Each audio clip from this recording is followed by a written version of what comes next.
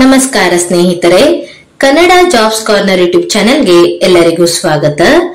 Bank of ಬರೋಡಾದಲ್ಲಿ office assistant ಹುದ್ದೆಗಳ ಒಂದು ನೇಮಕಾತಿಗೆ ಸಂಬಂಧಪಟ್ಟಂತೆ ಆನ್ಲೈನ್ ಮೂಲಕ ಅರ್ಜಿಯನ್ನ ಆಹ್ವಾನಿಸಲಾಗಿರುವಂತದ್ದು. ಇನ್ನು ಈ ಎಲ್ಲಾ ಹುದ್ದೆಗಳಿಗೆ ಸಂಬಂಧಪಟ್ಟಂತೆ ಈಗಾಗಲೇ ಒಂದು ಶಾರ್ಟ್ ನೋಟಿಸ್ ಇಲಾಖೆಯಿಂದ ಬಿಡುಗಡೆಗೊಂಡಿರುವಂತದ್ದು. ಇದೀಗ ಹುದ್ದೆಗಳ ಒಂದು ನೇಮಕಾತಿಗೆ ಸಂಬಂಧಪಟ್ಟಂತೆ ಡೀಟೇಲ್ ಆದಂತಹ ನೋಟಿಫಿಕೇಶನ್ ಇಲಾಖೆಯ ವೆಬ್ಸೈಟ್ ಇಂದ ಬಿಡುಗಡೆಯಾಗಿದೆ. ಇದರ ಬಗ್ಗೆ ಒಂದಿಷ್ಟು ಮಾಹಿತಿಯನ್ನ ಈ ಒಂದು ವಿಡಿಯೋದಲ್ಲಿ ಮುಂದೆ ನೋಡ್ತಾ ಹೋಗೋಣ. ನಮ್ಮ ಚಾನೆಲ್ ಅನ್ನ ಯಾರಾದ್ರೂ ಹೊಸದಾಗಿ ನೋಡ್ತಾ ಇದ್ರೆ ಸಬ್ಸ್ಕ್ರೈಬ್ ಮಾಡಿ ಹಾಗೂ ಪಕ್ಕದಲ್ಲೇ ಇರುವಂತಹ ಬೆಲ್ ಬಟನ್ ಅನ್ನ ಕ್ಲಿಕ್ ಮಾಡಿ. ಬ್ಯಾಂಕ್ ಆಫ್ ಬರೋಡಾದಲ್ಲಿ 500 ಆಫೀಸ್ ಅಸಿಸ್ಟೆಂಟ್ ಅಥವಾ ಪ್ಯೂರ್ ಹುದ್ದೆಗಳ ಒಂದು ನೇಮಕಾತಿಗೆ ಸಂಬಂಧಪಟ್ಟಂತೆ ಆನ್ಲೈನ್ ಮೂಲಕ ಅರ್ಜಿಯನ್ನ ಆಹ್ವಾನಿಸಲಾಗಿರುವಂತದ್ದು. ಇನ್ನು ಈ ಹುದ್ದೆಗಳಿಗೆ ಅರ್ಜಿ ಸಲ್ಲಿಸಲು ಪ್ರಾರಂಭ ದಿನಾಂಕವನ್ನು ನೋಡೋದಾದ್ರೆ ಮೇ 3 ರಿಂದ ಮೇ 23ರವರೆಗೂ ಸಹ ಅಭ್ಯರ್ಥಿಗಳಿಗೆ ಅರ್ಜಿ ಸಲ್ಲಿಸಲು ಅವಕಾಶ ಇರುವಂತದ್ದು. ಇನ್ನು ಆಯಾ ರಾಜ್ಯಗಳಿಗೆ ಸಂಬಂಧಪಟ್ಟಂತೆ ಸ್ಟೇಟ್ ವೈಸ್ ವೇಕೆನ್ಸಿ ಲಿಸ್ಟ್ ಅನ್ನ ನೋಡ್ತಾ ಹೋಗೋದಾದ್ರೆ ಒಟ್ಟಾರೆ ಭಾರತದಾದ್ಯಂತ 500 ಪೋಸ್ಟ್ಗಳು ಖಾಲಿ ಇರುವಂತದ್ದು. ಇಲ್ಲಿ ಆಯಾ ರಾಜ್ಯಗಳಿಗೆ ಸಂಬಂಧಪಟ್ಟಂತೆ ವೇಕೆನ್ಸಿಗಳ ಲಿಸ್ಟ್ ಬಗ್ಗೆ ಮಾಹಿತಿಯನ್ನ ನೀಡಿರುವಂತದ್ದು. ಇನ್ನು ವಿಶೇಷವಾಗಿ ನಮ್ಮ ಕರ್ನಾಟಕ ರಾಜ್ಯಕ್ಕೆ ಸಂಬಂಧಪಟ್ಟಂತೆ ಎಷ್ಟೆಷ್ಟು ಹುದ್ದೆಗಳು ಖಾಲಿ ಇದೆ ಅಂತ ನೋಡ್ತಾ ಹೋಗೋದಾದ್ರೆ ಒಟ್ಟು 31 ಹುದ್ದೆಗಳು ಕರ್ನಾಟಕದಲ್ಲಿ ಖಾಲಿ ಇರುವಂತದ್ದು. ಇನ್ನು ಕೆಟಗರಿ ವೈಸ್ ನೋಡ್ತಾ ಹೋಗೋದಾದ್ರೆ ಎಸ್ಸಿ ಕೆಟಗರಿಯಲ್ಲಿ 4 ಹುದ್ದೆ ಖಾಲಿ ಇದೆ. ಇನ್ನು ಎಸ್ಟಿ ಕೆಟಗರಿಯಲ್ಲಿ 2 ಹುದ್ದೆಗಳು ಖಾಲಿ ಇರುವಂತದ್ದು. ಒಬಿಸಿಯಲ್ಲಿ 8 ಹುದ್ದೆಗಳು, ಇಡಬ್ಲ್ಯೂಎಸ್ ಕೆಟಗರಿಯಲ್ಲಿ 3 ಹುದ್ದೆಗಳು ಹಾಗೂ ಯುಆರ್ ಕೆಟಗರಿಯಲ್ಲಿ 14 ಹುದ್ದೆಗಳು ಖಾಲಿ ಇರುವಂತದ್ದು. ಇನ್ನು ಫಿಸಿಕಲ್ ಹ್ಯಾಂಡಿಕ್ಯಾಪ್ ಇರುವಂತಹ ಅಭ್ಯರ್ಥಿಗಳಿಗೆ 1 ಹುದ್ದೆ ಖಾಲಿ ಇದೆ. ಇನ್ನು ಎಕ್ಸ್ ಸರ್ವಿಸ್ ಮೆನ್ ಗಳಿಗೆ ಒಟ್ಟು 7 ಹುದ್ದೆಗಳು ಖಾಲಿ ಇರುವಂತದ್ದು. ಒಟ್ಟಾರೆ ಕರ್ನಾಟಕದಲ್ಲಿ 31 ಹುದ್ದೆಗಳು ಆಫೀಸ್ ಅಸಿಸ್ಟೆಂಟ್ ಹುದ್ದೆಗಳು ಖಾಲಿ ಇರುವಂತದ್ದು. ಇನ್ನು ಏಜ್ ಲಿಮಿಟ್ ಬಗ್ಗೆ ನೋಡ್ತಾ ಹೋಗೋದಾದ್ರೆ 18 ರಿಂದ 26 ವರ್ಷದ ಒಳಗಿನ ಎಲ್ಲಾ ಅಭ್ಯರ್ಥಿಗಳು ಈ ಒಂದು ಹುದ್ದೆಗಳಿಗೆ ಅರ್ಜಿಯನ್ನ ಸಲ್ಲಿಸಬಹುದಾಗಿರುವಂತದ್ದು. ಒಟ್ಟಾರೆ ಭಾರತದಾದ್ಯಂತ 500 ಹುದ್ದೆಗಳು ಖಾಲಿ ಇರುವಂತದ್ದು.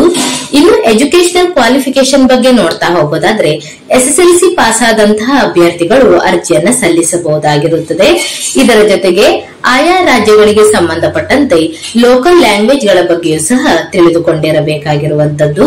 ಅಂದರೆ ಓದಲು, ಬರೆಯಲು ಮತ್ತು ಮಾತನಾಡಲು ಆಯಾ ರಾಜ್ಯಗಳಿಗೆ ಸಂಬಂಧಪಟ್ಟಂತಹ ಲೋಕಲ್ ಲ್ಯಾಂಗ್ವೇಜ್ ಬಗ್ಗೆ ನಾಲೆಜ್ ಅನ್ನ ಹೊಂದಿರಬೇಕಾಗಿರುವಂತದ್ದು.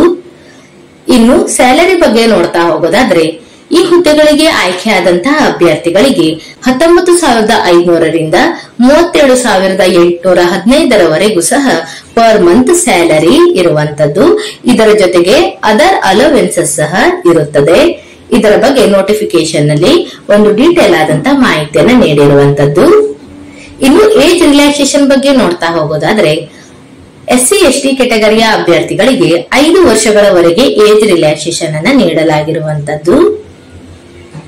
ಇನ್ನು ಒಬಿಸಿ ನಾನ್ ಕ್ರೀಮಿ ಲೇಯರ್ ಅಭ್ಯರ್ಥಿಗಳಿಗೆ 3 ವರ್ಷಗಳವರೆಗೆ ಒಂದು ಏಜ್ ರಿಲ್ಯಾಕ್ಸೇಷನ್ ಅನ್ನ ನೀಡಲಾಗಿದೆ. ಇನ್ನು ಫಿಸಿಕಲ್ ಹ್ಯಾಂಡಿಕ್ಯಾಪ್ ಇರುವಂತಹ ಅಭ್ಯರ್ಥಿಗಳಿಗೆ 10 ವರ್ಷಗಳವರೆಗೆ ಏಜ್ ರಿಲ್ಯಾಕ್ಸೇಷನ್ ಅನ್ನ ನೀಡಲಾಗಿರುವಂತದ್ದು. ಇನ್ನು ಎಕ್ಸ್ ಸರ್ವಿಸ್ ಮೆನ್ ಗಳಿಗೆ ಅವರ ಒಂದು ಸರ್ವಿಸಿಗೆ ಸಂಬಂಧಪಟ್ಟಂತೆ ಏಜ್ ರಿಲ್ಯಾಕ್ಸೇಷನ್ ಅನ್ನ ನೀಡಲಾಗಿದೆ. ಇನ್ನು ಮಹಿಳಾ ಅಭ್ಯರ್ಥಿಗಳಿಗೆ ನೋಡೋದಾದ್ರೆ ವಿಧವೆಯಾಗಿರುವಂತಹ, ವಿಚ್ಛೇದಿತೆಯಾಗಿರುವಂತಹ ಒಂದು ಮಹಿಳಾ ಅಭ್ಯರ್ಥಿಗಳಿಗೆ ಜನರಲ್ ಮತ್ತು ಇಡಬ್ಲ್ಯೂಎಸ್ ಕೆಟಗರಿಯವರಾಗಿದ್ದರೆ 35 ವರ್ಷವರೆಗೆ ಅರ್ಜಿ ಸಲ್ಲಿಸಲು ಅವಕಾಶ ಇರುವಂತದ್ದು. ಇನ್ನು ಒಬಿಸಿ ಕೆಟಗರಿಯವರಾಗಿದ್ದರೆ 38 ವರ್ಷಗಳವರೆಗೂ ಸಹ ಅರ್ಜಿ ಸಲ್ಲಿಸಲು ಅವಕಾಶ ಇದೆ. ಇನ್ನು ಎಸ್ಸಿ ಎಸ್ಟಿ ಅಭ್ಯರ್ಥಿಗಳಿಗೆ 40 ವರ್ಷದವರೆಗೂ ಸಹ ಅರ್ಜಿಯನ್ನ ಸಲ್ಲಿಸಲು ಅವಕಾಶವನ್ನ ನೀಡಲಾಗಿರುವಂತದ್ದು. ಇನ್ನು ಎಜುಕೇಶನಲ್ ಕ್ವಾಲಿಫಿಕೇಶನ್ ಬಗ್ಗೆ ನೋಡ್ತಾ ಹೋಗೋದಾದ್ರೆ ಎಸ್ಎಸ್ಎಲ್ಸಿ ಪಾಸ್ ಆದಂತ ಅಭ್ಯರ್ಥಿಗಳು ಈ ಒಂದು ಹುದ್ದೆಗೆ ಅರ್ಜಿಯನ್ನ ಸಲ್ಲಿಸಬಹುದಾಗಿರುತ್ತದೆ. ಇದರ ಜೊತೆಗೆ ಆಯಾ ರಾಜ್ಯಗಳಿಗೆ ಸಂಬಂಧಪಟ್ಟಂತೆ ರೀಜನಲ್ ಲ್ಯಾಂಗ್ವೇಜ್ ಅನ್ನು ಸಹ ತಿಳಿದುಕೊಂಡಿರಬೇಕಾಗಿರುವಂತದ್ದು. ಇನ್ನು ಮುಂದೆ ನೋಡೋದಾದ್ರೆ ಅಪ್ಲಿಕೇಶನ್ ಫೀಸ್ ಬಗ್ಗೆ ನೋಡೋದಾದ್ರೆ ಜನರಲ್ ಇಡಬ್ಲ್ಯೂಎಸ್ ಮತ್ತು ಒಬಿಸಿ ಕೆಟಗರಿಯ ಅಭ್ಯರ್ಥಿಗಳಿಗೆ 600 ರೂಪಾಯಿ ಅಪ್ಲಿಕೇಶನ್ ಫೀಸ್ ಇರುವಂತದ್ದು. ಇದರ ಜೊತೆಗೆ ಜಿಎಸ್ಟಿ ಸಹ ಇರುತ್ತದೆ. ಇನ್ನು ಎಸ್ಸಿ ಎಸ್ಟಿ ಫಿಸಿಕಲ್ ಹ್ಯಾಂಡಿಕ್ಯಾಪ್ ಇರುವಂತಹ ಅಭ್ಯರ್ಥಿಗಳು, ಎಕ್ಸ್ ಸರ್ವಿಸ್ ಮೆನ್ಗಳು ಮತ್ತು ಮಹಿಳಾ ಅಭ್ಯರ್ಥಿಗಳಿಗೆ 100 ರೂಪಾಯಿ ಅಪ್ಲಿಕೇಶನ್ ಫೀಸ್ ಇರುವಂತದ್ದು. ಇದರ ಜೊತೆಗೆ ಅದರ್ ಚಾರ್ಜಸ್ ಸಹ ಇರುತ್ತದೆ. ಅಭ್ಯರ್ಥಿಗಳು ಅಪ್ಲಿಕೇಶನ್ ಫೀಸ್ ಅನ್ನ ಆನ್ಲೈನ್ ಮೂಲಕ ಪೇಮೆಂಟ್ ಅನ್ನ ಮಾಡಬೇಕಾಗಿರುವಂತದ್ದು. ಅಂದರೆ debit card, credit card, internet banking, UPI payment ಹೀಗೆ ಆನ್ಲೈನ್ ಮುಖಾಂತರ ಅಭ್ಯರ್ಥಿಗಳು ತಮ್ಮ ಒಂದು ಅಪ್ಲಿಕೇಶನ್ ಫೀಸ್ ಅನ್ನ ಪೇಮೆಂಟ್ ಮಾಡಬೇಕಾಗಿರುತ್ತದೆ. ಇನ್ನು ಪ್ರೀ ಎಕ್ಸಾಮಿನೇಷನ್ ಟ್ರೈನಿಂಗ್ ಬಗ್ಗೆ ನೋಡೋದಾದ್ರೆ ಎಸ್ಸಿ ಎಸ್ಟಿ ಒಬಿಸಿ ಮತ್ತು ಫಿಸಿಕಲ್ ಹ್ಯಾಂಡಿಕ್ಯಾಪ್ ಇರುವಂತಹ ಅಭ್ಯರ್ಥಿಗಳಿಗೆ ಫ್ರೀ ಎಕ್ಸಾಮಿನೇಷನ್ ಟ್ರೈನಿಂಗ್ ಅನ್ನು ಸಹ ಆನ್ಲೈನ್ ಮುಖಾಂತರ ನೀಡಲಾಗುವಂತದ್ದು.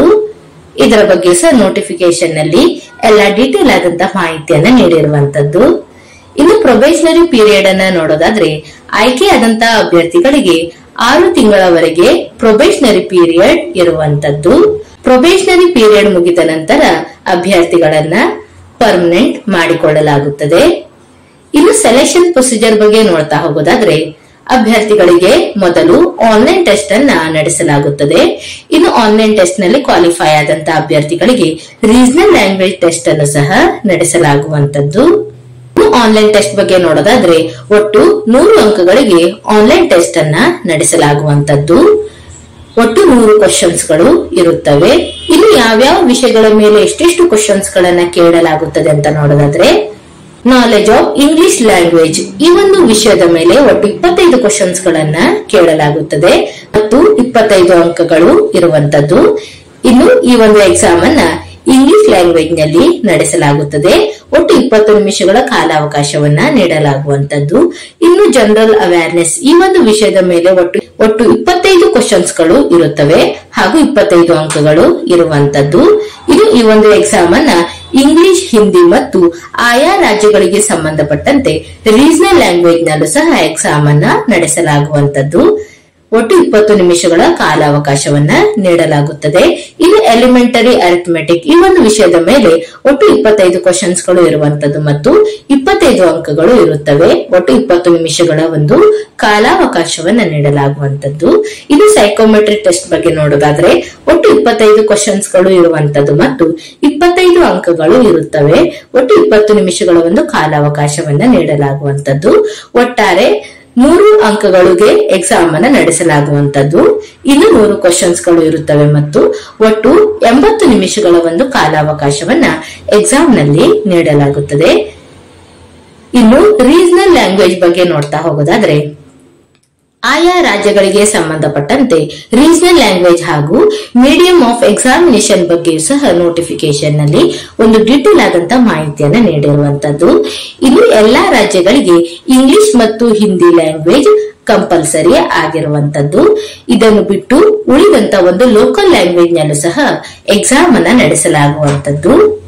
ಇನ್ನು ಕರ್ನಾಟಕಕ್ಕೆ ನೋಡೋದಾದ್ರೆ ಇಂಗ್ಲಿಷ್ ಮತ್ತು ಹಿಂದಿ ಕಂಪಲ್ಸರಿ ಲ್ಯಾಂಗ್ವೇಜ್ ಆಗಿರುವಂತದ್ದು.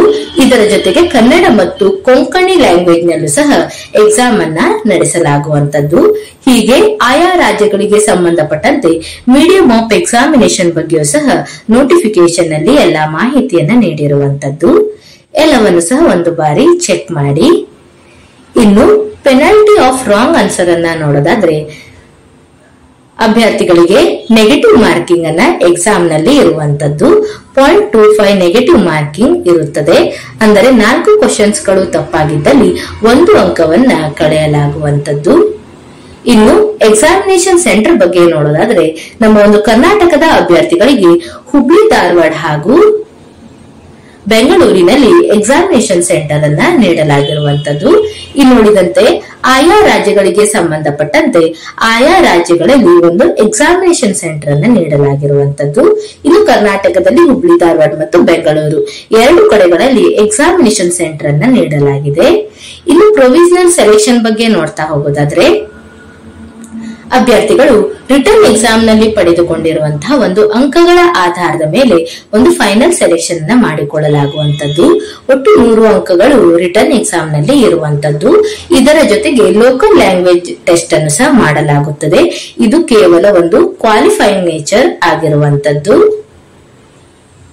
ಇನ್ನು ಅಭ್ಯರ್ಥಿಗಳು ಅರ್ಜಿಯನ್ನು ಸಲ್ಲಿಸುವಂತಹ ವಿಧಾನದ ಬಗ್ಗೆ ನೋಡೋದಾದ್ರೆ, ಅಭ್ಯರ್ಥಿಗಳು ಆನ್ಲೈನ್ ಮುಖಾಂತರ ಅರ್ಜಿಯನ್ನು ಸಲ್ಲಿಸಬಹುದಾಗಿರುವಂತದ್ದು. ಇನ್ನು ವೆಬ್ಸೈಟ್ ವಿಳಾಸವನ್ನು ಸಹ ನೀಡಿರುವಂತದ್ದು www.bankofbaroda.co.in. ಈ ಒಂದು ವೆಬ್ಸೈಟ್ ಮುಖಾಂತರ ಆನ್ಲೈನ್ ಮುಖಾಂತರ ಅಭ್ಯರ್ಥಿಗಳು ಅರ್ಜಿಯನ್ನ ಸಲ್ಲಿಸಬಹುದಾಗಿರುವಂತದ್ದು. ಇನ್ನು ಆನ್ಲೈನ್ ಮೂಲಕ ಅರ್ಜಿಯನ್ನು ಸಲ್ಲಿಸುವಾಗ ಯಾವ್ಯಾವ ಡಾಕ್ಯುಮೆಂಟ್ ಗಳನ್ನ ಅಪ್ಲೋಡ್ ಮಾಡಬೇಕು ಹಾಗೂ ಫೈಲ್ ಸೈಜ್ ಬಗ್ಗೆಯೂ ಸಹ ಒಂದು ಮಾಹಿತಿಯನ್ನ ನೀಡಿರುವಂತದ್ದು. ಇದು ನಾವು ಅಪ್ಲೋಡ್ ಮಾಡುವಂತಹ ಫೋಟೋಗ್ರಾಫಿನ ಸೈಜ್ 20 to 50 KB ಒಳಗಡೆ ಇರಬೇಕಾಗಿರುವಂತದ್ದು. ಇನ್ನು ಅಭ್ಯರ್ಥಿಗಳು ರೀಸೆಂಟ್ ಪಾಸ್ಪೋರ್ಟ್ ಸೈಜಿನ ಫೋಟೋಗ್ರಾಫ್ ಅನ್ನ ಅಪ್ಲೋಡ್ ಮಾಡಬೇಕಾಗಿರುತ್ತದೆ. ಇನ್ನು ಸಿಗ್ನೇಚರ್ ಬಗ್ಗೆ ನೋಡೋದಾದ್ರೆ 10 to 20 KB ಒಳಗಡೆ ಇರಬೇಕಾಗಿರುವಂತದ್ದು. ಇನ್ನು ನಾವು ಅಪ್ಲೋಡ್ ಮಾಡುವಂತಹ ಎಲ್ಲಾ ಡಾಕ್ಯುಮೆಂಟ್ಗಳು 200 DPI ಈ ಒಂದು ರಿಸಲ್ಯೂಷನ್ ಅಲ್ಲಿ ಅಪ್ಲೋಡ್ ಮಾಡಬೇಕಾಗಿರುತ್ತದೆ. ಇನ್ನು ನಮ್ಮ ಒಂದು ಎಜುಕೇಶನಲ್ ಕ್ವಾಲಿಫಿಕೇಶನ್ ಗೆ ಸಂಬಂಧಪಟ್ಟಂತಹ ಎಲ್ಲಾ ಡಾಕ್ಯುಮೆಂಟ್ಗಳು, ಅಡ್ರೆಸ್ ಪ್ರೂಫ್ ಗೆ ಸಂಬಂಧಪಟ್ಟಂತಹ ಎಲ್ಲಾ ಡಾಕ್ಯುಮೆಂಟ್ಗಳು ಎಲ್ಲವನ್ನು ಸಹ ಅಭ್ಯರ್ಥಿಗಳು ಆನ್ಲೈನ್ ಮೂಲಕ ಅರ್ಜಿಯನ್ನು ಸಲ್ಲಿಸುವಾಗ ಅಪ್ಲೋಡ್ ಮಾಡಬೇಕಾಗಿರುವಂತದ್ದು. ಇವಿಷ್ಟು ಬ್ಯಾಂಕ್ ಆಫ್ ಬರೋಡಾದಲ್ಲಿ ಕರೆದಿರುವಂತಹ ಆಫೀಸ್ ಅಸಿಸ್ಟೆಂಟ್ ಹುದ್ದೆಗಳ ಒಂದು ನೇಮಕಾತಿಗೆ ಸಂಬಂಧಪಟ್ಟಂತಹ ಮಾಹಿತಿಯಾಗಿರುವಂತದ್ದು.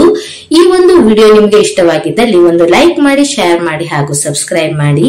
ಜೊತೆಗೆ ಪಕ್ಕದಲ್ಲೇ ಇರುವಂತಹ ಬೆಲ್ ಬಟನ್ ಅನ್ನ ಕ್ಲಿಕ್ ಮಾಡಿ. ಏನಾದರೂ ಡೌಟ್ಸ್ ಇದ್ದರೆ ಕಮೆಂಟ್ ಬಾಕ್ಸಿನಲ್ಲಿ ಕಮೆಂಟ್ ಮಾಡಿ. ಇನ್ನೂ ಹೆಚ್ಚಿನ ಮಾಹಿತಿಗಾಗಿ ನಮ್ಮ ಚಾನೆಲ್ ಅನ್ನು ಸಬ್ಸ್ಕ್ರೈಬ್ ಮಾಡಿ.